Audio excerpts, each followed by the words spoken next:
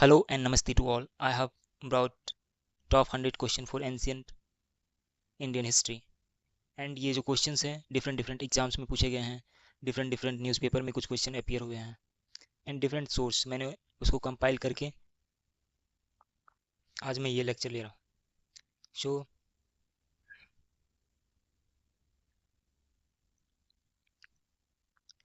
तो स्टार्ट करते हैं.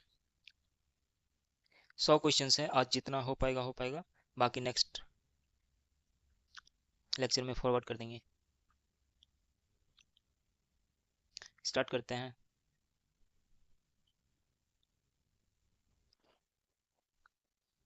हम लोगों ने अभी तक जो लेक्चर्स अभी पढ़े हुए हैं, मैंने लिया है, उनमें से मौर्यन पीरियड का कुछ लेक्चर पढ़ा हुआ है और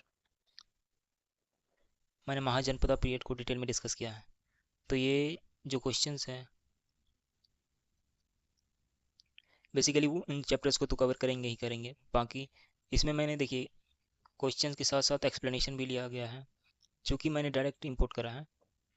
तो इसमें मे भी कुछ क्वेश्चंस में डिस्क्रिपेंसीज हो सकती है, तो हम लोग क्वेश्चन देखते हुए अपने नॉलेज के आधार पर उसको इंप्रूव करेंगे. एंड मैंने क्वेश्चन एंड आंसर एक ही साथ लिया है, चूँकि मैं लाइव लेक्चर नहीं ले रहा हूँ. तो I will be dealing with the question in this manner. So let start.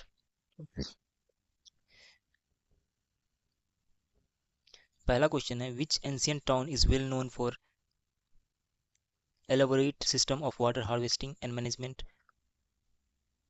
by building a series of dam and channeling water into the connected reservoir.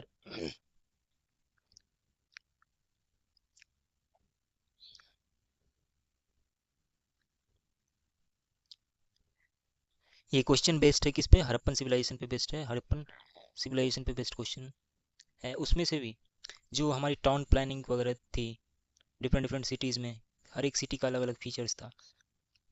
Harappa के अलग फीचर्स थे, मोहनजोदड़ो के अलग फीचर्स थे, राखी गढ़ी का अलग फीचर्स था,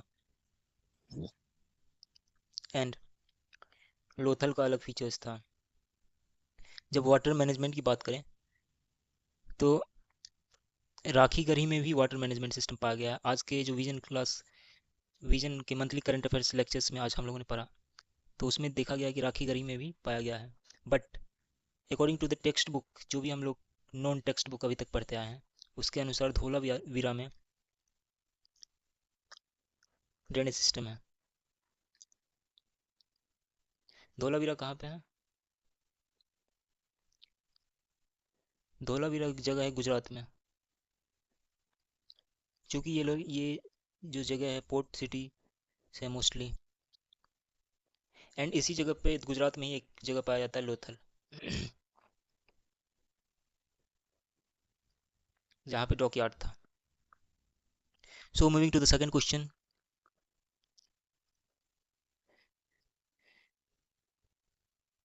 who is regarded as the great law giver of ancient India? ये हम लोगों ने जो महाजनपदा पीरियड के टाइम पे लेक्चर्स में पढ़ा है, तो उसमें बहुत सारे धर्मसूत्रा राइटर के बारे में पढ़े थे, जैसे कि बौधायन हो गए, गौतम हो गए, अपस्तव धर्मसूत्रास, माधव हो गए, बहुत सारे थे. तो इनमें से कौन सा जो थे धर्मसूत्रा के राइटर थे, ग्रेट लॉ गिवर थे? तो एक ऑप्शन है हमारे पास पाणिनि. पाणिनि क्या थे? ग्रामेरियन थे. Manu was a great law giver. Kautilya अर्थशास्त्र के रचयिता थे. तो इसमें से आंसर हो जाएगा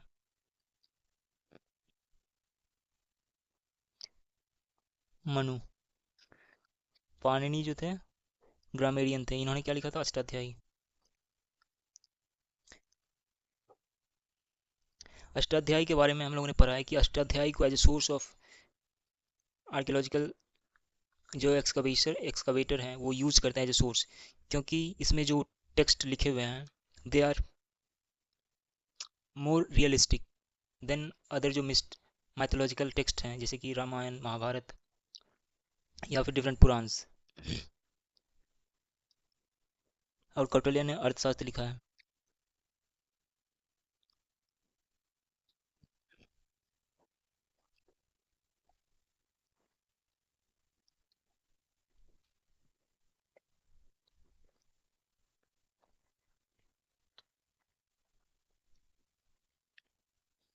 अगले स्लाइड की तरफ बढ़ते हैं।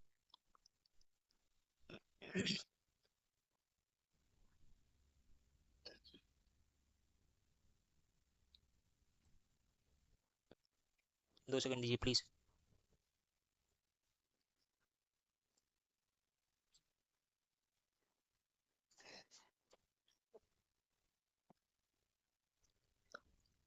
हमारे थर्ड क्वेश्चन है कि great bath was found in. Great bath, जैसा कि हम लोगों ने डिस्कस किया कि डिफरेंट डिफरेंट सिटीज़ के अलग अलग फीचर्स हुआ करते थे।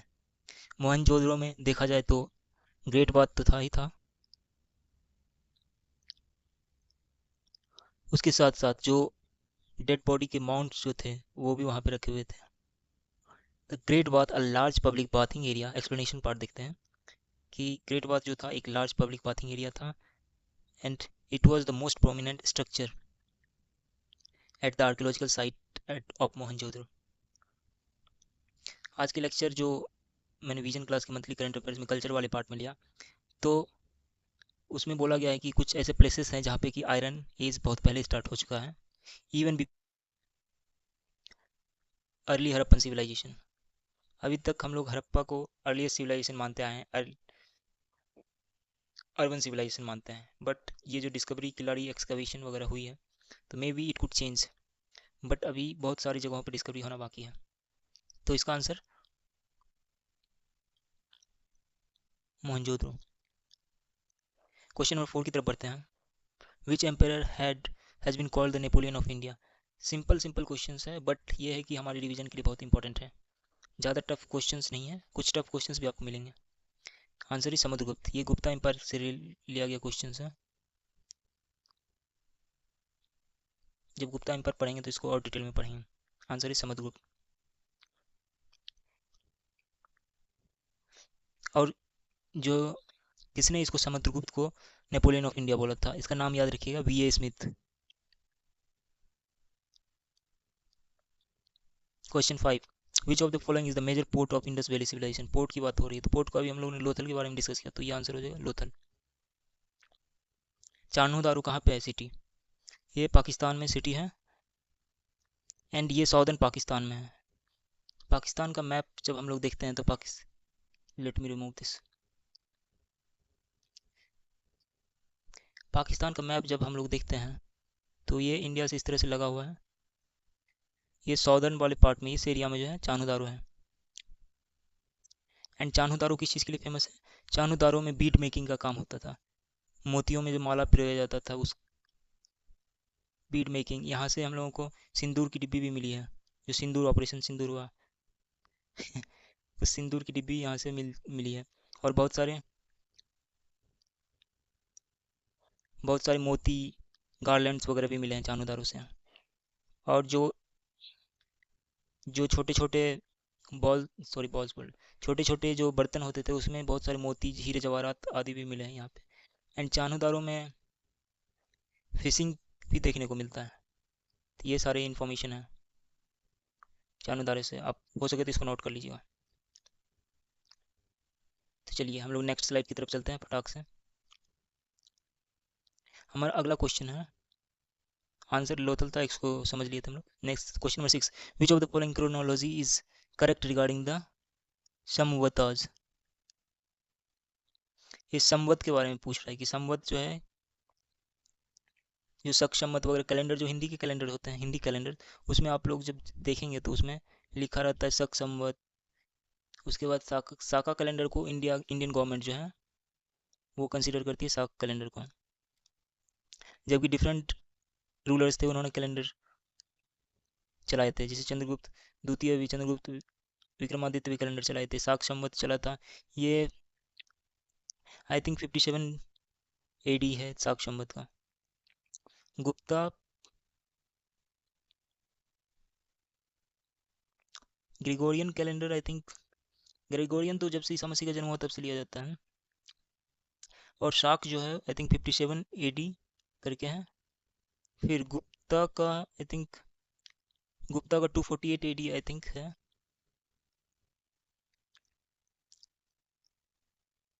सॉरी, ग्रेगोरियन तो जब से ईसा मसीह का जन्म हुआ था वो 78 AD है, सॉरी। एंड गुप्ता का 320 आई थिंक कुछ ठीक है। एंड हिजरी सम्मत जो है वो मोहम्मद साहब से लिया गया है, ये हिजरी सम्मत वाला 622 AD। एंड ये जो क्वेश्चन है ये पुराने ज़माने में क्वेश्चन ये पूछा जाता था, यूपीएससी में भी इस टाइप के क्वेश्चन पूछे जाते थे। जैसे इंटरनेशनल डेट लाइन वाली क्वेश्चन यूपीएससी में पहले पूछी जाती थी, वो रिपीट मोड में आई, हो सकता है इस टाइप के क्वेश्चन भी रिपीट हो। नेक्स्ट क्वेश्चन है, which area of the India are known as Avantika. Avantika किसको बोलते थे? एमपी वाले रीजन को अवंतिका बोलते थे। एमपी का मैप देखा जाए तो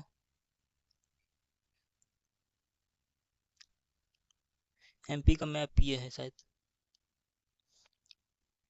यहाँ पे भिंड मोड़ैना ये सब जो है ग्वालियर वगैरह इधर मिल जाएंगे आपको। फिर ये वाला रीजन बुंदेलखंड वाला रीजन इधर आ जाएगा।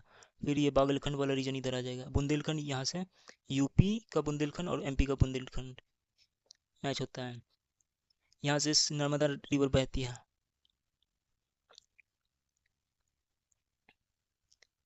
सतपुड़ा माउंटेन इधर है। फिर इधर जो विंध्यन माउंटेन है, Vindhyan mountain. Which of the region, Avantika किसको बोला जाता था? अवध को तो नहीं बोला जाता था। रोहिलखंड देखिए, एक रोहिलखंड जो है यूपी में पड़ता है, यूपी वाला रीजन हो गया। जो वेस्टर्न यूपी वाला रीजन है वो रोहिलखंड है। बुंदेलखंड रीजन जो जहाँ पे चंबल के डाकू वगैरह जो बोला जाता था वहाँ वो रहते थे, मालवा वाला रीजन को अवंतिका बोला जाता है। अवध तो हो गया कि ईस्टर्न यूपी वाला जौनपुर वगैरह वाले क्षेत्र को अवध बोला जाता है। जो मालवा वाला रीजन है वहाँ पे उज्जैन जो थी वहाँ की राजधानी थी। एंड उज्जैन किस रिवर के निकट है? क्षिप्रा रिवर के निकट, शिप्रा रिवर जिसको बोलते हैं। तो moving to the next question,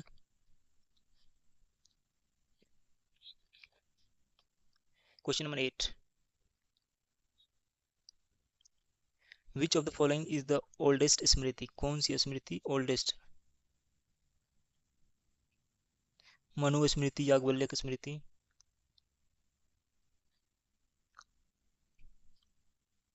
Narad Smriti, Parashara स्मृति।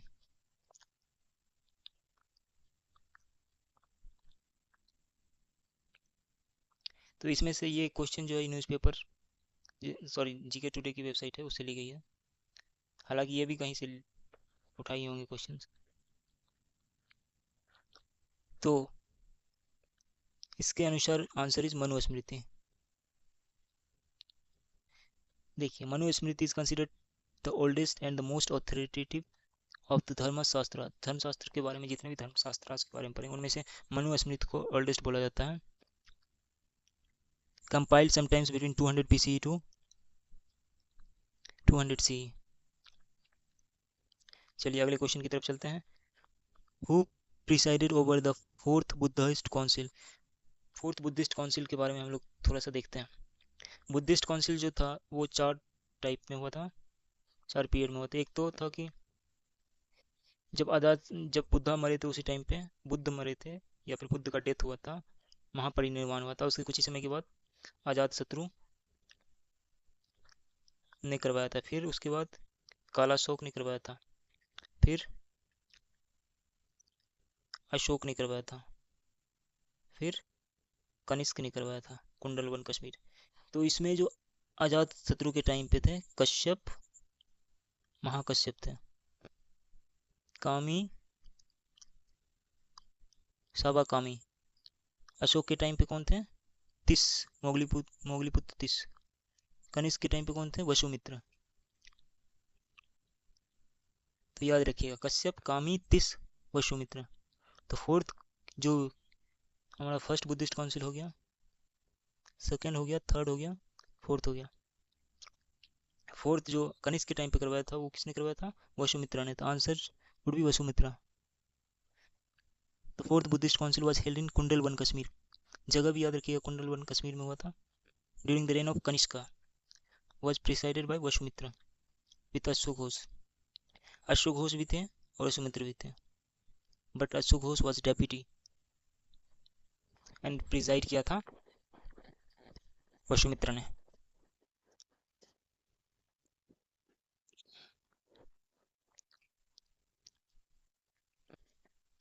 अगला क्वेश्चन है, which of the following university was founded in Rampal by Rampal during the Pala dynasty?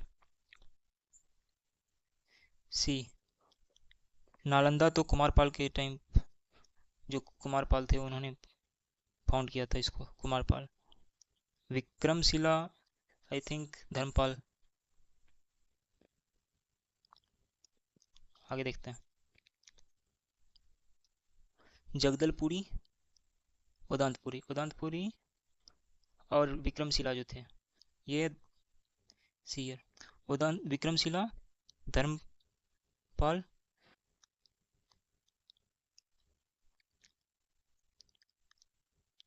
उदांतपुरी जो थे, इसको किसने फाउंड किया था? ये भी धर्मपाल। जगदल महाविहार जो है, इसको फाउंड किए थे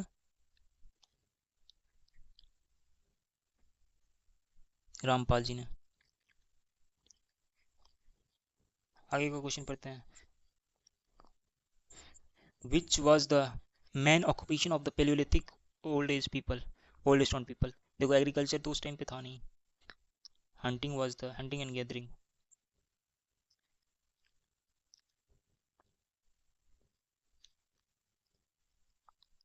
एग्रीकल्चर कब आया था? न्यूलिथिक के टाइम पे एग्रीकल्चर आया, later Neolithic.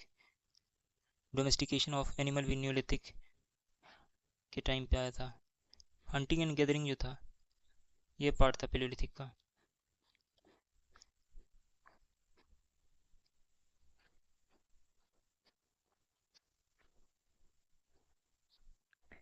Fishing was also the part of Paleolithic.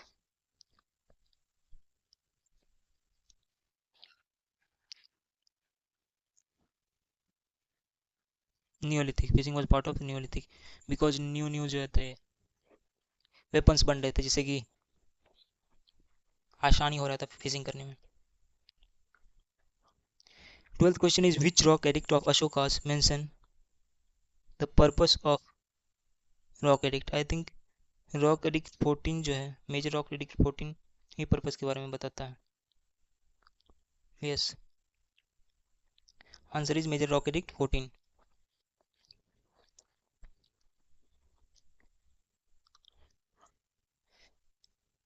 Rock edict के बारे में हम लोगों ने पढ़ा है, वो लेक्चर आप लोग देख सकते हैं। मुगल के रिगार्डिंग 2 लेक्चर मैंने लिया है, उसमें रॉक एडिक्ट के बारे में डिटेल से बताया। Major rock edict 14 describes the general purpose of Ashoka's rock edict. Different types of rock edict होते हैं। एक 7 पिलर रॉक एडिक्ट थे, एक 14 रॉक एडिक्ट थे, एक 6+1 रॉक एडिक्ट थे, फिर माइनर रॉक एडिक्ट थे। क्वेश्चन नंबर 13 की तरफ हम लोग चलते हैं। The ancient civilization of Sumer flourished in the region which is part of which country in the modern world?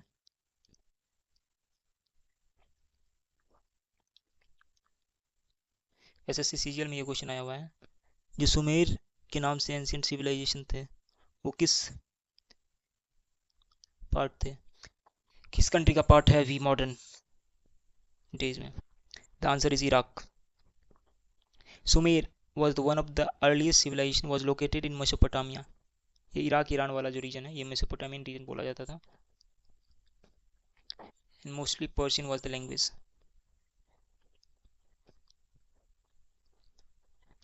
Moving to the next question.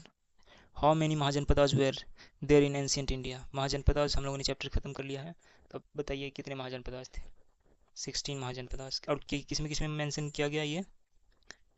Anguttara निकाय, भगवती सूत्र,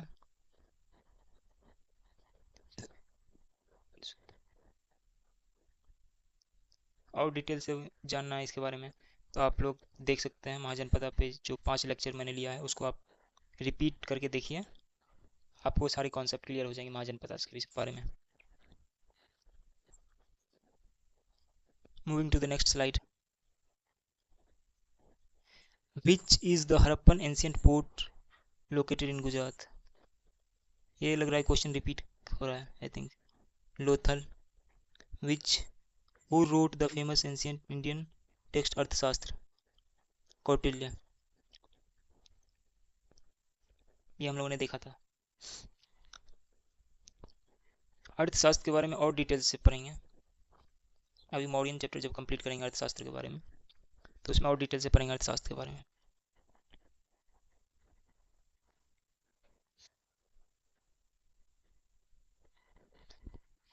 बेसिकली अभी के लिए जान लीजिए क्या है अर्थशास्त्र। अर्थशास्त्र है जिसमें कि जो पॉलिटिकल एडमिनिस्ट्रेशन है उसके बारे में जानकारी दी गई है कि कैसे एक स्टेट फंक्शन करता है, एक राजा का क्या रोल होता है, वो कैसे स्टेट को चला सकता है, उसके अंडर कौन कौन से फंक्शंस हो सकते हैं, किस फंक्शन को कैसे किया जाना चाहिए, उसके बारे में जानकारी है। State craft, economic policies, military strategies वगैरह दिए गए। Question number 17, which river is associated with the वैदिक सिविलाइजेशन? आई थिंक वैदिक सिविलाइजेशन से एसोसिएटेड रिवर सरस्वती ही है। यस, सरस्वती, जो आज के टाइम पे बोला जाता है कि अभी लुप्त हो चुकी है। और इस पे बेस्ड क्वेश्चंस आया था इस बार नहीं, बहुत बार आया हुआ कि चेनाब को क्या बोलते हैं, अस्किनी, अस्किनी बोलते हैं चेनाब को। बिप, बिपाशा, इसको बोलते हैं व्यास को। जब हम लोग वैदिक पीरियड देखेंगे तो इसको हम लोग डिटेल से पढ़ेंगे।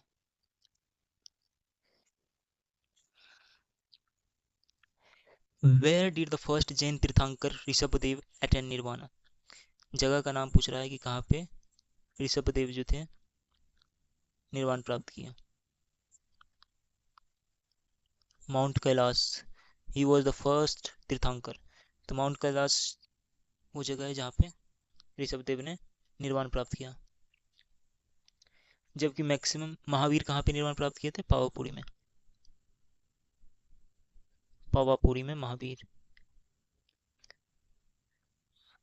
एंड मैक्सिमम जो थे वो कहाँ पे प्राप्त किए थे निर्वाण?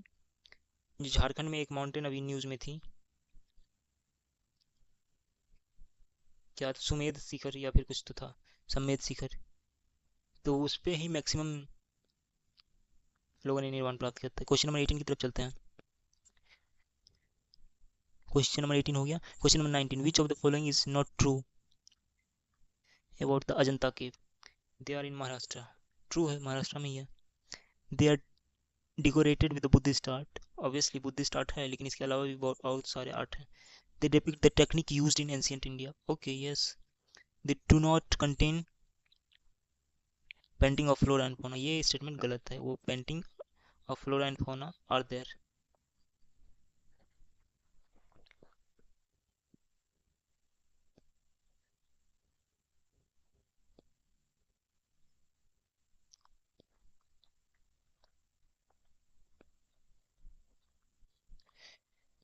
अगले स्लाइड की तरफ चलते हैं और अगले क्वेश्चन की तरफ चलते हैं।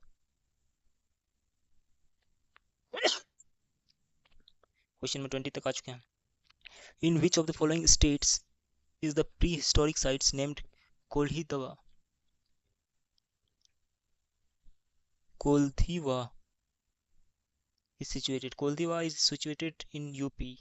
डिफरेंट जो चैल्कोलिथिक साइट और एक, मैं आप लोगों को पढ़ाऊंगा चैल्कोलिथिक साइट जितने भी हैं यूपी में। बहुत सारे साइट्स हैं जैसे कि सरायखेला, उसके नाहदवा, बेलन वैली, इस तरह से बहुत सारे साइट्स हैं। फिर राजा कर्ण का टीला एटसेट्रा। कुछ चैल्कोलिथिक साइट को मैं पढ़ाऊंगा, फिर पेलियोलिथिक साइट को भी पढ़ाऊंगा,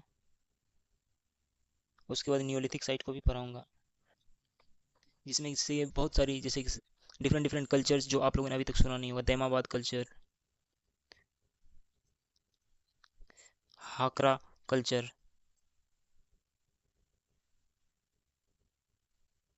फिर Kayatha culture, Pravara valley culture, different different culture हैं। तो इसके बारे में मैं डिटेल से पढ़ाऊंगा आप लोगों को। तो प्लीज़ आप जितने भी लोग हैं आप चैनल से जुड़िए और जो भी मैं पढ़ा रहा हूँ इसका लाभ लीजिए एंड सपोर्ट कीजिए।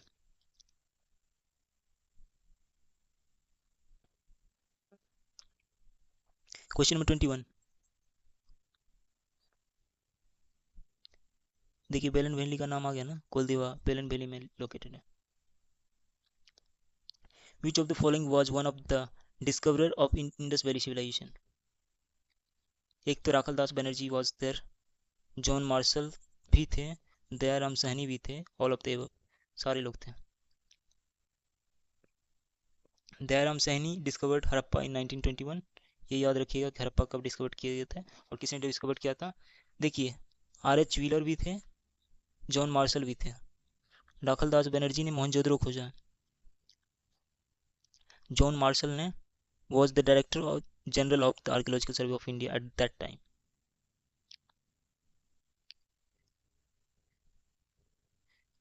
जल्दी जल्दी करते हैं, एटलीस्ट 50 क्वेश्चन तो कवर कर ही लें।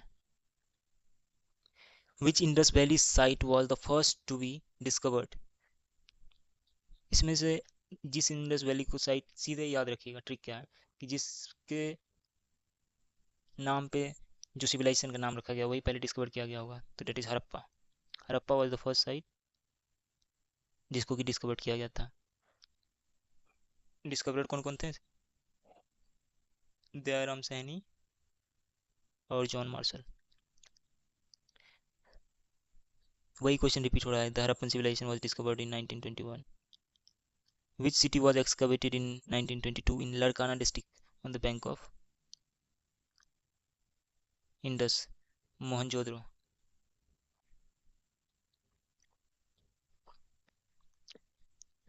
लड़काना डिस्ट्रिक्ट पाकिस्तान में। Question number 25। ये क्या है? Slide.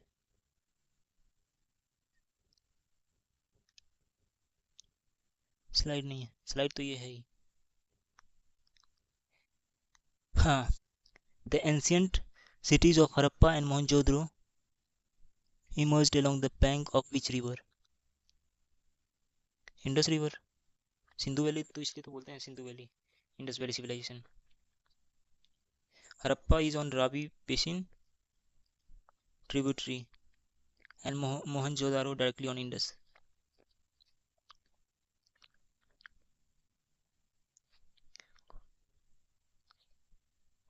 Which one of the following is probable regarding the Harappan script?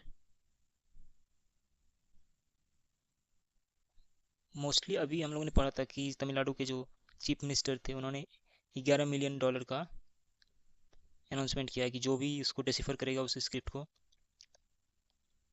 उसको 11 मिलियन दिया जाएगा। बट अभी तक की स्टडी के अनुसार ये कौन सी स्क्रिप्ट है? Pictographic script.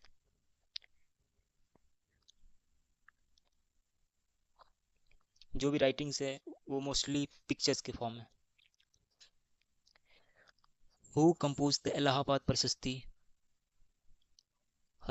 Harisena. The Allahabad प्रशस्ति, a eulogy of Samudragupta, was composed by court poet Harisen. Harisen was the court poet of Samudragupta. And उस टाइम पे ये डिफरेंट डिफरेंट पोजीशन होल्ड करते थे। समुद्रगुप्ता के टाइम पे डिफरेंट पोजीशन होल्ड करते थे उनके किंगडम में। आई थिंक 3 और 4 पोजीशंस थे, जिसमें से एक अमात्य का भी पोजीशन था। जब हम लोग गुप्ता पीरियड पढ़ेंगे तो उसमें डिटेल से पढ़ेंगे। और ये गवर्नर भी थे कहीं पे। Question number 28। What was the Samudragupta on the in the south? धर्म विजय। Policy was Dharm Vijay.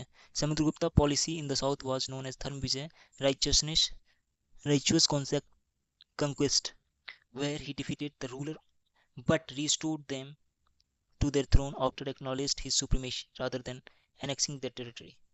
It was Dharm Vijay.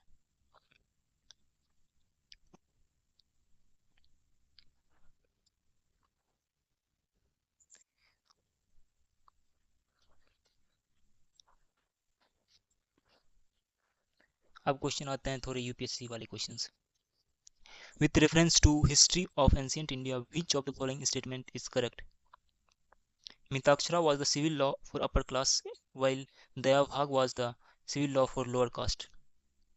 I think मेरी स्टडी के अनुसार ये आई थिंक इंटरचेंज कर दिया गया है। सो ये गलत है. Mitaksara system, the son can claim the right to property during the lifetime of the father, whereas in Dayabhag system it is only after the death of the father that son can claim the right to property. True. And Dayabhaga system में एक और system था, ये जो था Dayabhaga system was famous in West Bengal. Bengal region में जो थे दयाभाग सिस्टम बहुत ही ज़्यादा फेमस थे. Mitaksara systems deals with the matter related to property held by male members only.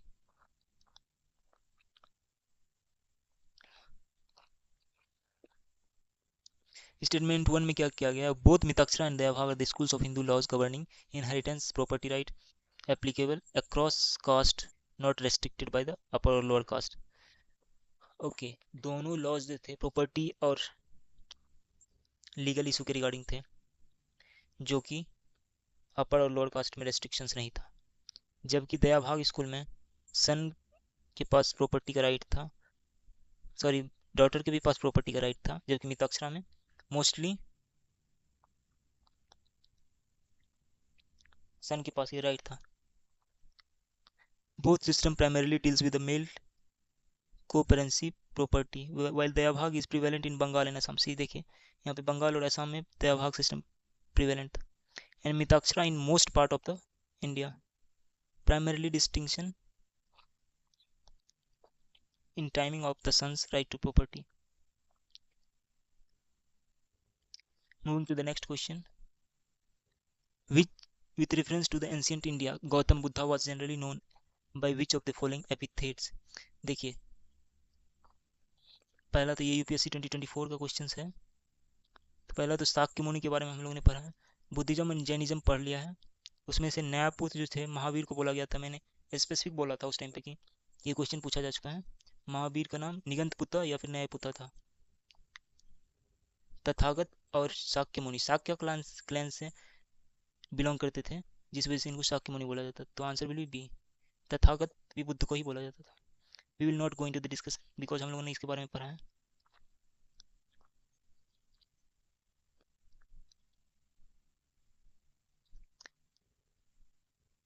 Question number 31 की तरफ चलते हैं. Which one of the following is a work attributed to playwright Bhasa. Bhasa ने कौन सा लिखा था? जैसे काव्य अलंकार नाट्यशास्त्र तो भरत मुनि लिखे थे.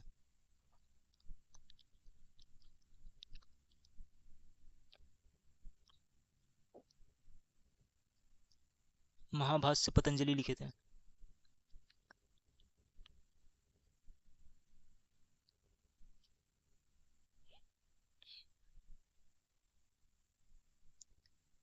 अब दो ऑप्शन बचता है, इसमें से आप सेलेक्ट कर सकते थे.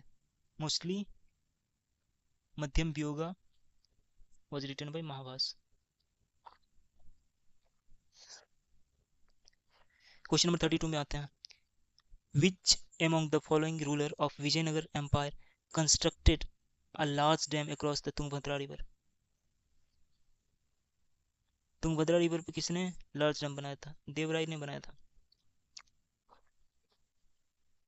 बहुत ही प्यारी स्टोरी है. सतीश चंद्रा में विजयनगर एम्पायर के बारे में बहुत ही प्यारी स्टोरी है. कैसे हरिहर बुक्का ने स्टेब्लिश किया, फिर जाके और सारे रूलर आते गए, फिर देवराय वगैरह आए, विजयनगर एम्पायर. तो अभी यही देखते हैं विजयनगर एम्पायर. बेसिकली लड़ाई थी तुंगभद्रा दोआब को एनेक्स करने की, क्योंकि तुंगभद्रा दोआब जो था बहुत ही फर्टाइल था एंड सभी चाहते थे कि वो रीजन उसके पास आए एंड उसमें से जितनी भी खेती वगैरह या फिर जो भी ट्रेड वगैरह होगी तो उससे सारे रिवेन्यू जनरेट करके किंगडम को पैसा मिलेगा, फिर उससे पावरफुल बना जाएगा. और यही पैसा जो है मिलिट्री में इन्वेस्ट किया जाएगा, कंस्ट्रक्शन एक्टिविटीज़ में इन्वेस्ट किए जाएंगे.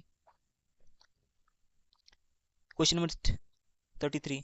According to the Kalidas नहीं, Kautilya Arthashastra, which of the following is correct? A person could be a slave as a result of judicial punishment. If a female slave bore her master a son, she was legally free. If a son born to the female slave was fathered by her master, the son was entitled to the legal status of the master son. देखिए क्या explanation की तरफ चलते हैं।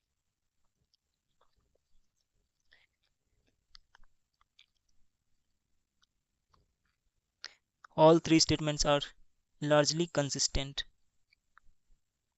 तीनों statement सही है।